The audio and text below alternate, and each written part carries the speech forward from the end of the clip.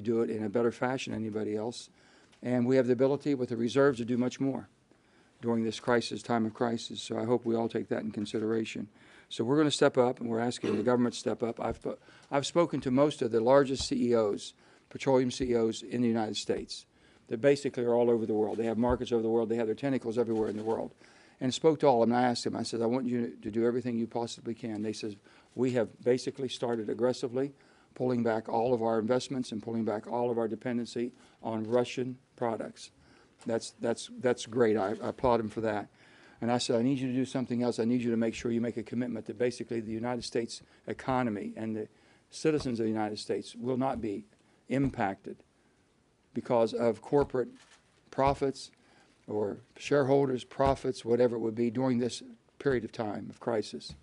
They all said this is a matter of national unity for us too, and I was very proud to hear that. So I'm going to say that everyone seems to be very much on board 100% and supporting this effort. So with that, I have no concerns that we should have any shortages right here. So the United States of America in 2019 was producing 12 million barrels a day, 12.3. We're down 11.2 because of COVID. Market dropped off. We have no problem at all ramping back up with what we already have ready to go. So we can backfill that. We have a tremendous amount of LNG. We have a tremendous amount of gas that we can produce the LNG for. We're expanding on our exports as far as with our LNG terminals. Germany is putting 2 terminals to receive LNG, so they don't have to depend on Russia. And it's up to us to make sure that we connect all of that together. So without further ado, I want to thank one of our co-sponsors, one of our lead co-sponsors, and everyone you see here. This is a bicameral event. You have House members and Josh Gottheimer and Brian Fitzpatrick here, and then basically the group that we've put together. So I'll bring Lisa Murkowski up at this time. And Lisa, if you will. Thank you. So it's good to be working with my buddy Joe Manchin on bipartisan things. There's been a flurry of bills that you have seen, ideas floated out there in the past week, bills that have been introduced. I think the difference with what you have here is this is bipartisan. It means it actually has some legs, and the fact that it is bicameral as well, I think, is one of the reasons why you've got so many folks that are gathered here today, because this is actually something that can make a difference, that can get Putin's attention. Senator Manchin has used the words, Putin is not afraid to weaponize energy. He's been doing that. We've seen it all along into this lead up. And there's been an approach and a policy from this administration that says we don't want to do that. We don't want to put that on the table. Well, I'm sorry, sir. It's already on the table, and it's been put on the table by Putin. And so what can we do to respond? Well, I will tell you today, our message should be pretty clear and pretty simple. No more Russian energy should come into the United States for the duration of this bloody, horrifying, and unprovoked war against Ukraine. So this measure is in direct response to what Russia is doing with the bombing of the schools and the hospitals and the apartment buildings, forcing the Ukrainians to flee their country, killing the innocents that remain, and using some of the worst weapons in the world and indiscriminately to do it. So these are not just acts of war, they're war crimes. And there should not be a single additional American dollar allowed to finance these atrocities. So the president has said, I'm going to use every tool in the toolbox. Mr. President, this is a tool. This is a tool. The one tool that might just force Vladimir Putin to sue for peace here. So we've got an opportunity here to address this. We in this country can move today to ban Russian energy imports. So we know that we've been bringing crude oil, Russian crude, into this country and oil products. But we've been seeing those numbers drop. Back in 2021, everyone's looking at those numbers. It's about 700,000 barrels that were coming in. We've started to see companies that are basically self-sanctioning in light of Russia's activities. According to EIA's preliminary data, U.S. crude imports from Russia were near zero at January. So to Senator Manchin's point, we can backfill all of this, but I think people need to kind of put it into context in terms of how much we might need to step up. I'm confident that we can fill the supply gaps by American production along with our allies in Canada, for instance. So I would urge the president, take your counterproductive policies like taxes and royalty hikes, take them off the table. Give the industry the confidence that it needs to be producing more. He might not want to hear this, but I think the most important step that can be taken right now to lower domestic gas prices, because that's what everybody wants. How are we going to get the prices down? It's almost psychological in nature. He's got to change course. He's got to embrace American energy. He's got to tell the public that he's doing this. That's going to do a lot more to calm than some temporary SPRO sale. We've seen that. You don't get much mileage out of that in terms of reduction in the price. You don't see it calming the markets. So to me, this is clear as day. We are not going to send Russia any more U.S. dollars to help them kill innocent people. This bill will do it. It's bipartisan, it's bicameral, and it needs to move, and it needs to move today. So let's go to the other side of the House here. Josh Gottheimer. Thank you very much. Thanks, Lisa. Thanks for inviting us over. We will leave within a half hour. Don't worry. Thank you, Joe, for inviting us, and Lisa. Thanks very much. And it's great to be with all my colleagues and with Brian Fitzpatrick, who's co-chairman with me of the Problem Solvers Caucus. You know, in times of great distress at home or abroad, we have always done best when we've stood together as one nation with our allies. As Putin's forces continue their brutal invasion to the Ukraine, the United States must stand strong against the Russian dictator. So we're joining together today to cut off Putin's largest revenue source and to support America's own energy independence and security. And we're joining forces both across the aisle and, as Lisa said, across both chambers to lead bipartisan, bicameral legislation to ban Russian oil and petroleum from being imported to the United States. And as we're announcing today, and as I'm here with Brian Fitzpatrick, who I mentioned as co-chair of the Problem Solvers Caucus, we plan to bring, not only lead in the charge in the House, but of course to bring it to the Problem Solvers Caucus for consideration. We've already taken critical steps. The Commander-in-Chief has responded quickly and aggressively to the conflict, rallying together with our NATO and democratic allies, helping build an international coalition to counter Russia, support Ukraine, and protect democratic values. We've shut down Putin's access to assets in the United States and sanctioned Russia's major banks. Important first steps, but to truly deter Putin, we need to do more. Just today, my home state of New Jersey, there, the governor, Phil Murphy, signed an executive order requiring all state agencies to temporarily revoke any contracts, permits, or licenses currently issued to companies controlled by Russia or Belarus. This is the type of impactful action we need. But now, despite widespread condemnation of Russia's actions, the United States must do more. And we have to continue to do more to import as well more than 500,000 barrels of oil each day. That must stop immediately. By banning the import of Russian oil here in the United States, we have the opportunity to work with our allies to stabilize the energy market across the world, safeguard our nation's energy security, and boost our own energy independence. It's time to ban all imports of Russian oil. And the U.S. and our allies have already announced the initial release of 60 million barrels of oil from the SPRO. Obviously, we've got to do more. Now's the time to act together, here at home and with our allies abroad, and ban imports of Russian oil. And we stand strong. We're glad to hear positive feedback from the Speaker on this effort. This is a moment for people who love democracy at home and around the world to unite, and that's what we must do as Democrats and Republicans here in the greatest country in the world. And now I'm very honored to introduce my co-chair of the Problem Solvers Caucus, Brian Fitzpatrick. Thanks. When it comes to Ukraine, I think we all can agree that we have a collective similar feeling, and that is pit in the stomach. How is it possible that in the year 2022 we could be witnessing what we're seeing on TV, things that we thought were permanently relegated for the history books? My last international assignment as an FBI agent was in Ukraine. I lived there. Those are my friends that are under assault right now. And it's there where I will be flying tomorrow afternoon to go to the Poland-Ukrainian border to be with some of them. And this is one of the things we're going to be talking about. As my colleague said, there should not be a single dime, not a single cent of taxpayer dollars funding Vladimir Putin's murder machine. And it's a very simple concept. It's one that's overwhelmingly bipartisan, as is evidenced in here. Speaker Pelosi today said she supports the concept of completely banning imports of Russian oil into the United States. This should not be difficult. I personally think we're going to be going a lot further than this, but this is a very, very good first step. I want to compliment and thank my friends and colleagues, many of whom we've worked together on some other very, very monumental pieces of legislation. This is really, really important to send a signal, not only to do what's right and not contribute a dime to Russia's economy, particularly when it comes to oil, but to send a message around the world that every single country should be doing this.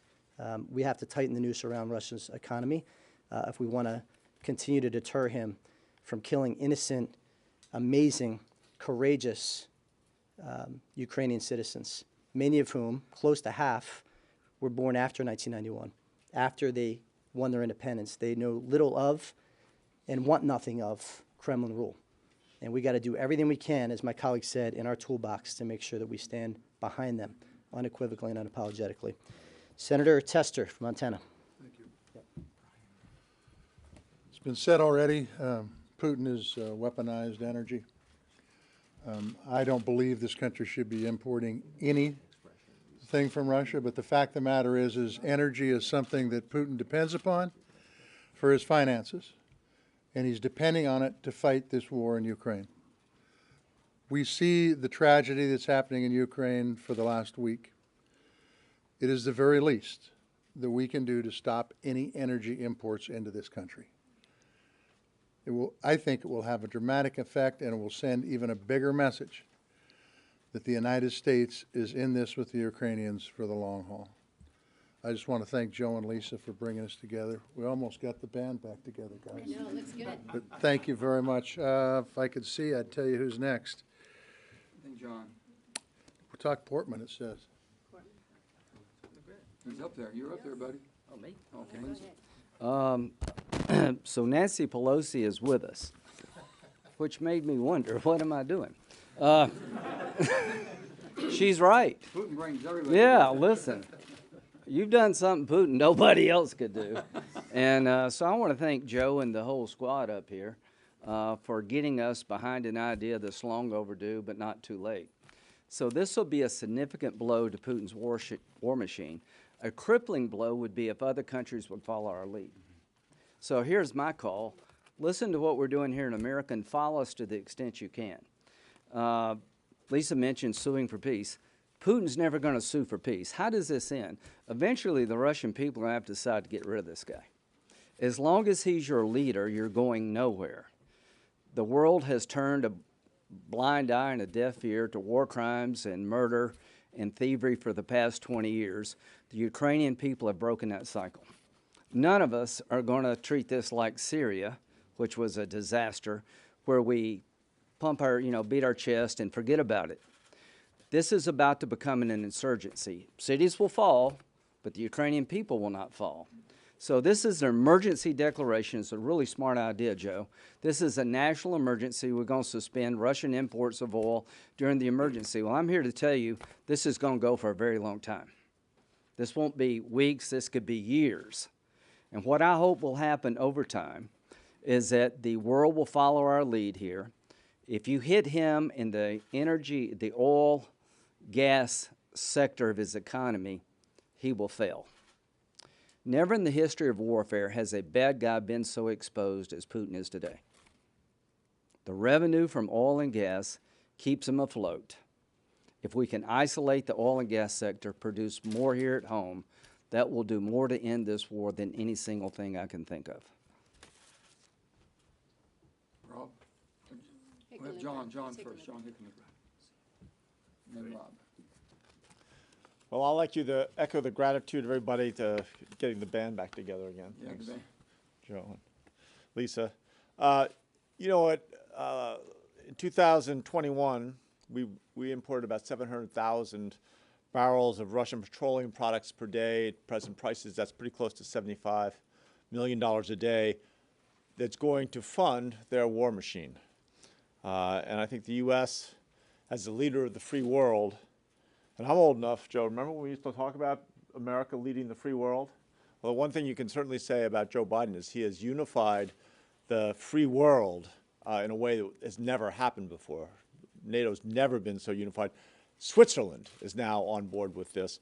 And I think if more people figure out that they can follow America's lead in banning the import of Russian oil in response to Putin's heinous actions, it will make a significant difference and will accelerate the end of this tragedy.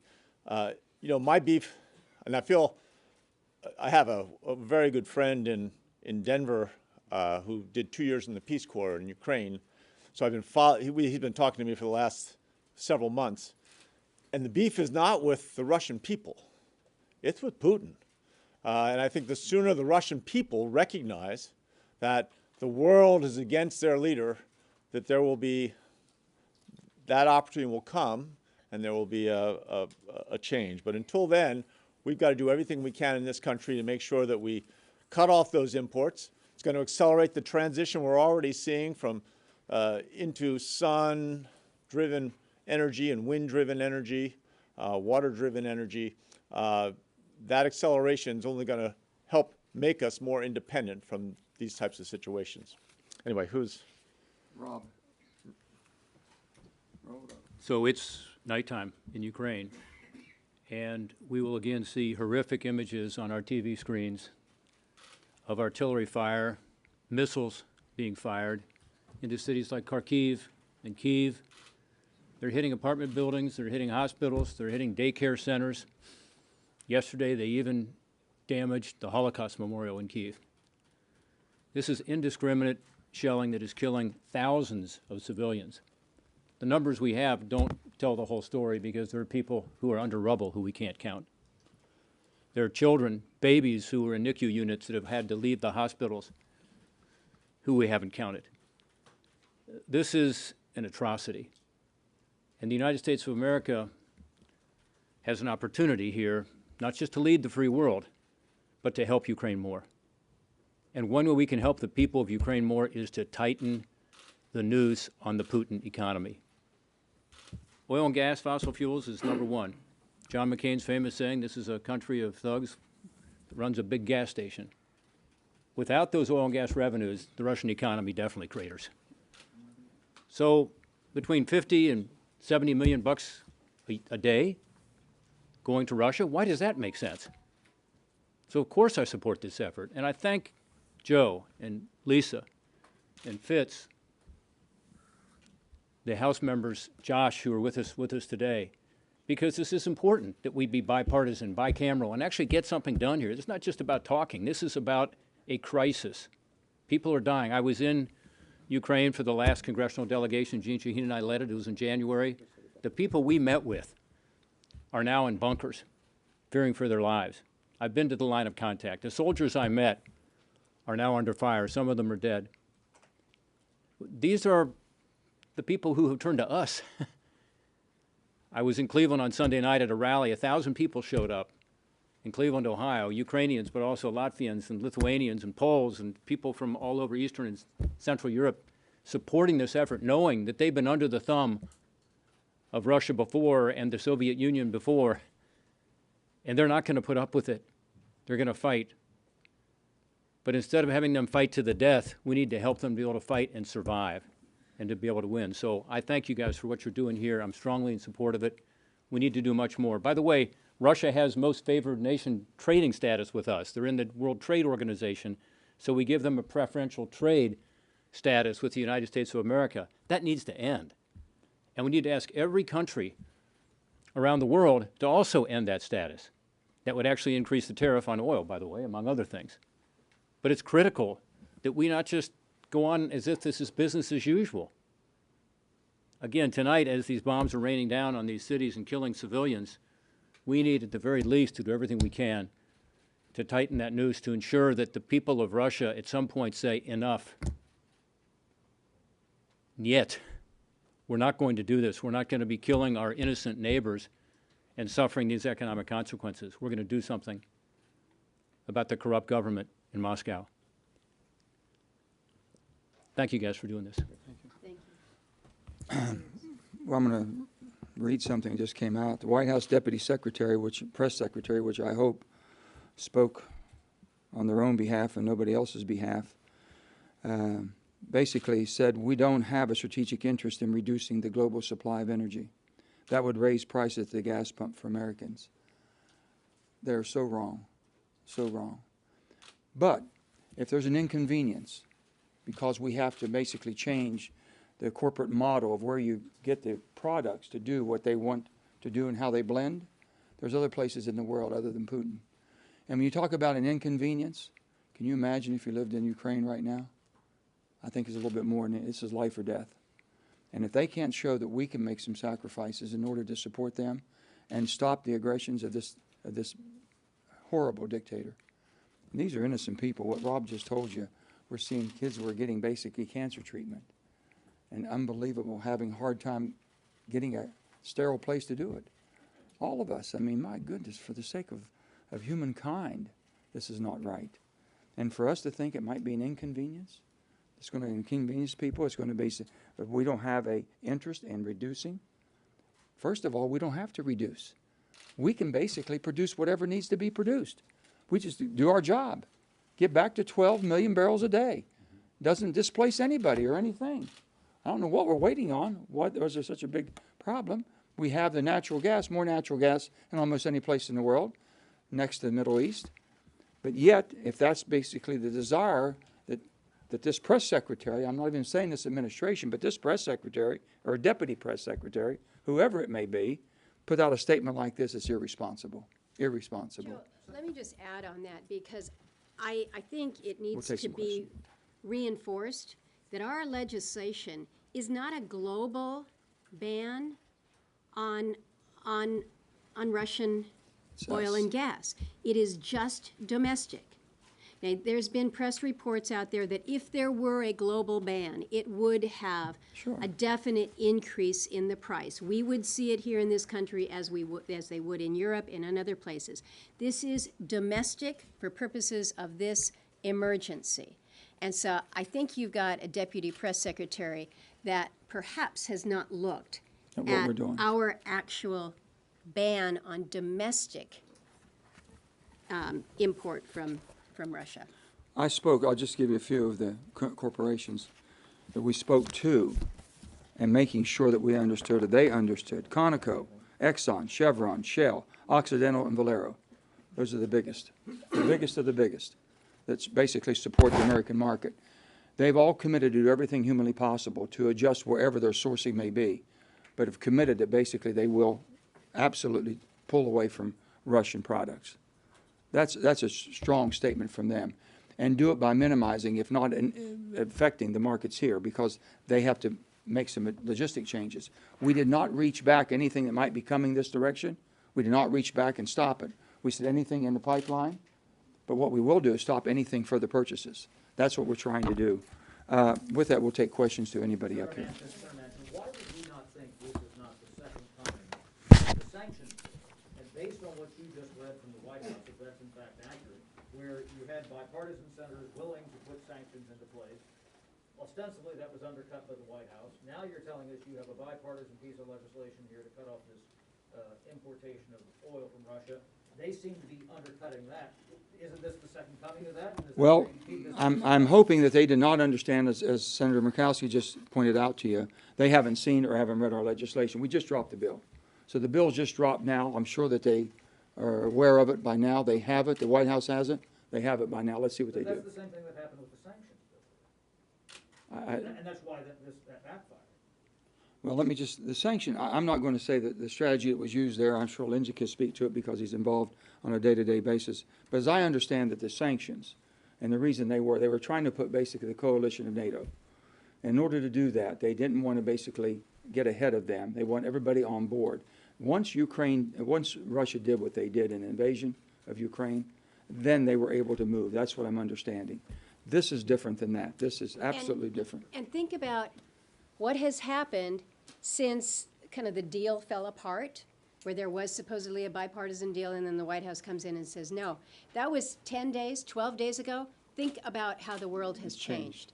you've got a unified group of allies, and the world has changed with sanctions out there. And Chad, to your specific question, I mean, I was one of the negotiators with Jim Risch and a couple others on our side, and this is entirely different. I just read the quote from Nancy Pelosi. I'm all for it. Ban it. I mean, our issue was we didn't have that kind of strong bipartisan support for pre-invasion sanctions, which is what we wanted to do. Would it have made a difference? Nobody can tell you that, but it might have. And now we are where we are. So we got to go forward and I think be more unified and act more quickly. And that's why I love, again, as I said earlier, the fact that we've got the House and the Senate, Republican and Democrat all involved in this. It's a different situation. It has much higher chance of success.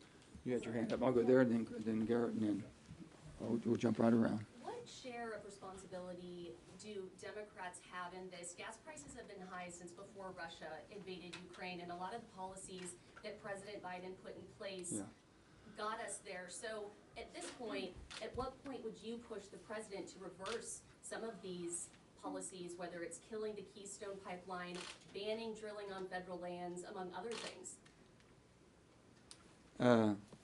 Sound like you're on my staff. We've been pursuing this. We really have.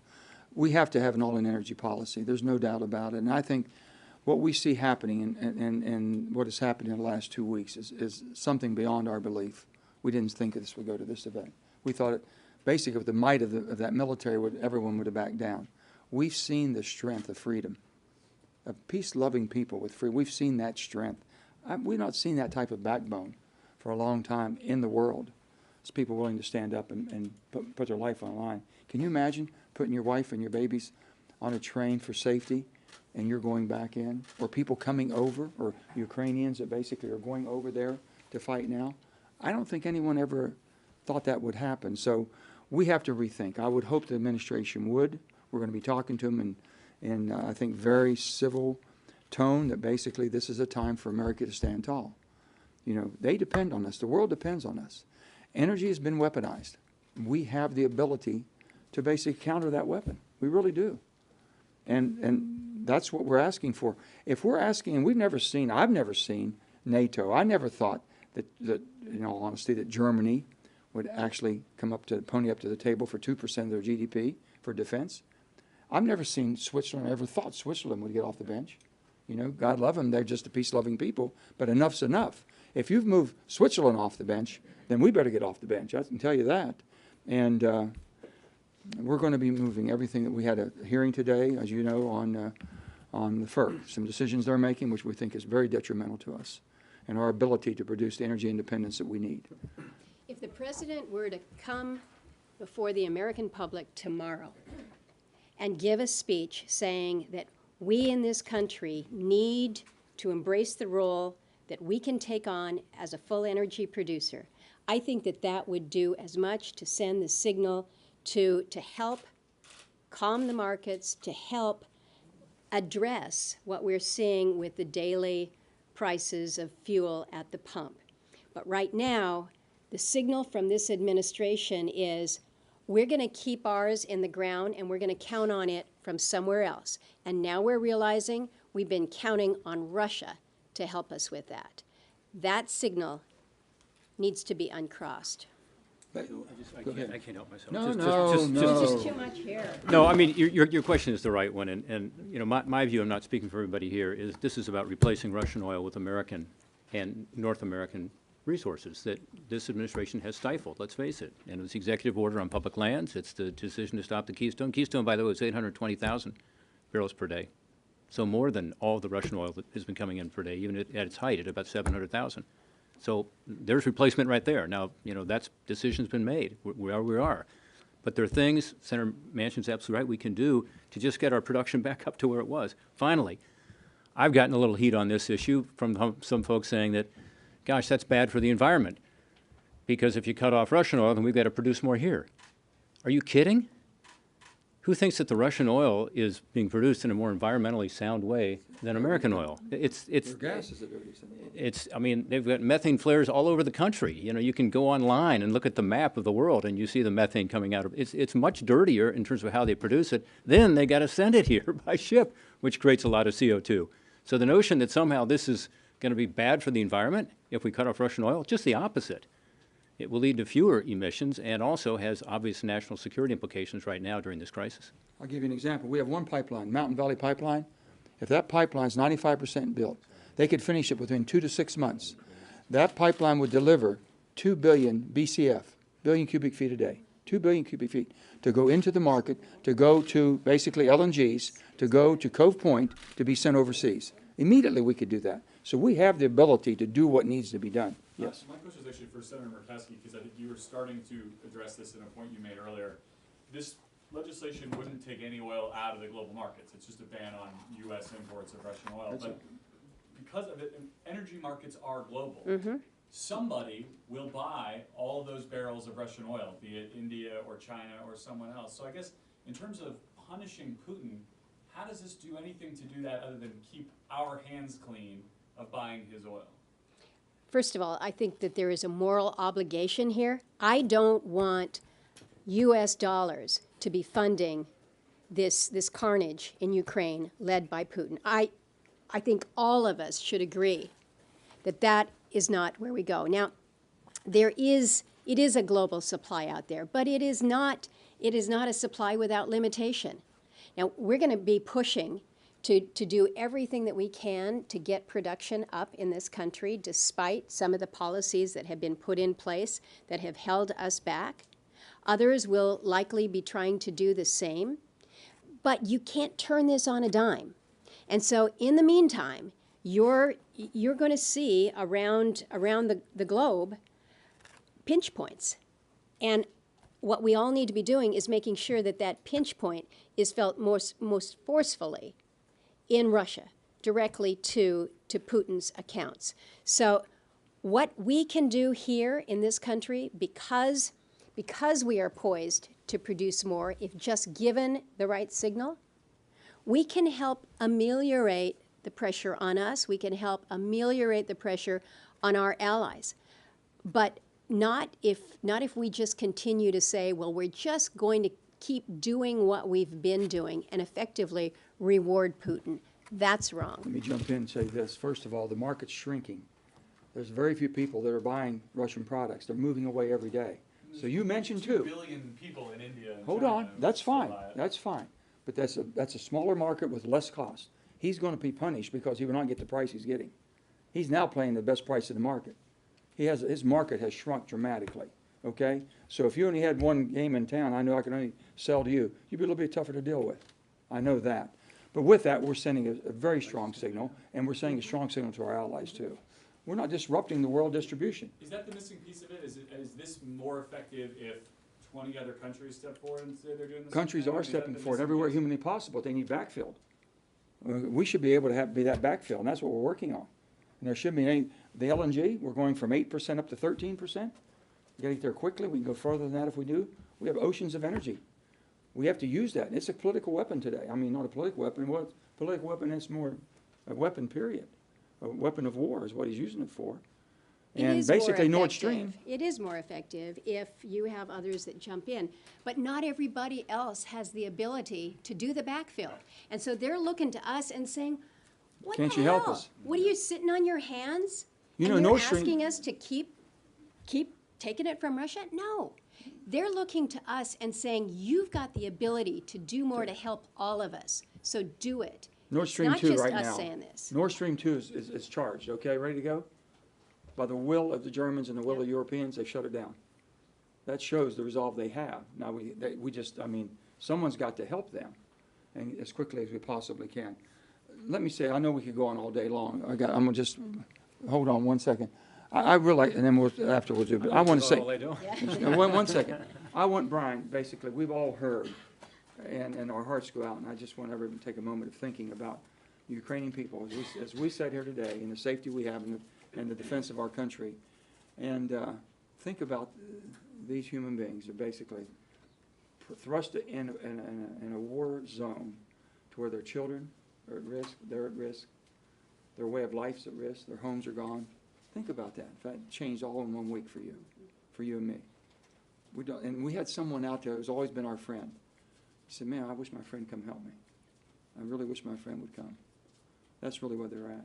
Brian, why don't you, basically in his own native language, in your own No, native it's not my native language. language. No, it's just before 10 o'clock in Kiev. Night has fallen. President Zelensky, Mayor Klitschko, members of the Rada, members of the press are all wearing Kevlar, if they can find it, arms, carrying arms if they have them available. Ukraine's independence is 30 years old. They're a very young country, and we were a very young democracy at one point.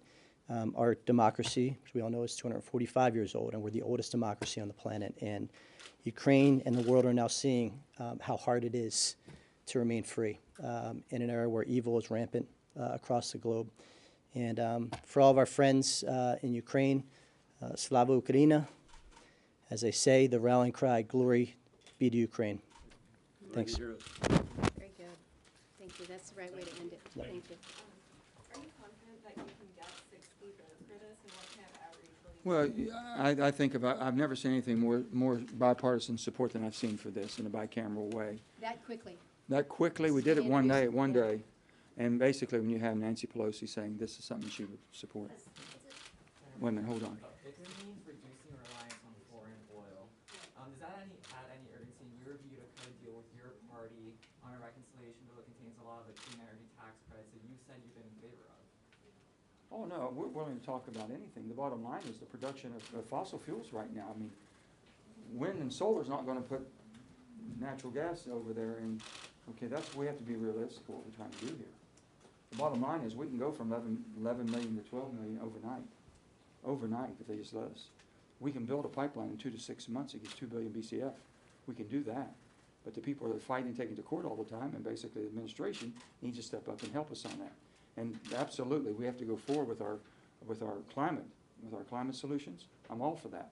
I've always been all for that. But it's not in policy. I'm not going to throw one out to win it for the other.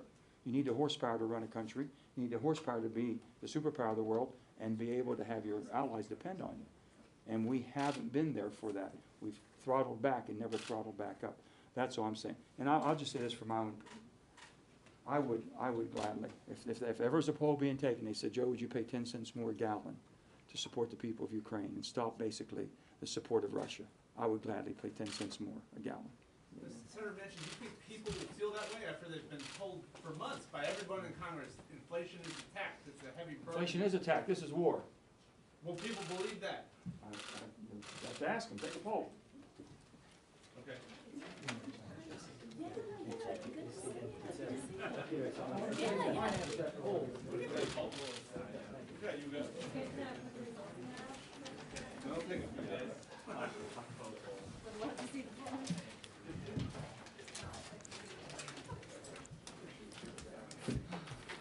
Thanks. I'm gonna grab these. Just speaker list, real quick. Thank you. I think Cassidy wasn't here. Okay. Please take a look at that. Sorry. Awesome, thank you. Cassidy didn't show. Great, thanks. Thanks. Can you guys help grab all the papers, please?